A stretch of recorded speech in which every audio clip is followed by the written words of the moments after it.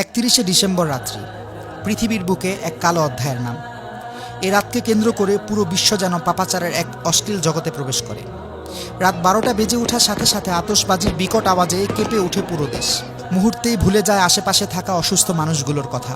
2022 সালে আতশবাজির বিকট আওয়াজে প্রাণ হারায় 4 মাস বয়সী ছোট্ট শিশু উমায়ের। ফানুস উড়াতে গিয়ে রাজধানীর বিভিন্ন জায়গায় অগ্নিকাণ্ডের ঘটনা নতুন নয়। অসংখ্য অগণিত পাখি ঝাঁকে ঝাঁকে মরে পড়ে থাকে রাস্তায় রাস্তায়।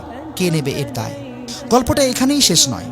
সেই সাথে শুরু হয় বিয়ার, হুইস্কি, ফেন্সিডিল, আফিম, হেরোইন, ইয়াবা, গাঁজাসহ বিভিন্ন মাদক দ্রব্য সেবনের মহা উৎসব। বিভিন্ন ক্লাব ও দেশের অভিজাত হোটেলগুলোতে চলে নিষিদ্ধ পল্লীর নগ্ন মহড়া। উঠতি বয়সের তথাকথিত বহু আধুনিক তরুণ তরুণীরা লিপ্ত থাকে অবৈধ কর্মকাণ্ডে। জাস্ট এনজয় করতে গিয়ে সম্ভ্রান্ত ঘরের অনেক তরুণী নেশায় বুঁদ হয়ে সম্ভ্রম বিলিয়ে দেয় জাস্ট ফ্রেন্ড নামক হায়নাদের কাছে। বহু জায়গায় কনসার্টের আয়োজন করা হয় এবং নারী পুরুষের এই অবাধ মিলন মেলায় যেন অশ্লীলতার জোয়ার ওঠে। রাজধানীর বিভিন্ন রোডে বাইক রেসে দুর্ঘটনার সংবাদে গরম থাকে প্রচার গণমাধ্যম।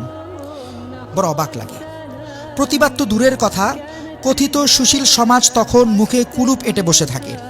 নিষিদ্ধ অ্যালকোহলের লট ঠেকাতে আইন শৃঙ্খলা বাহিনীকে চরম হিমশিম খেতে হয়। একজন মুসলিম হিসেবে কি ভেবে দেখেছি এ জাতীয় বস্তাপচা নোংরা সংস্কৃতি কি আমাদের পক্ষে শোভা পায়?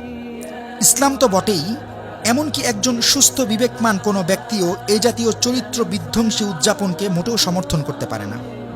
সত্যি কথা বলতে কি জানেন, এই ঘৃণ্য সংস্কৃতি আমাদের নয়। তাই আসুন পশ্চিমা এই অপসংস্কৃতির বিষাক্ত ছোবল থেকে নিজে সতর্ক হই, অন্যকেও সতর্ক করি। ساهمتم في نشر خير مثل سحاب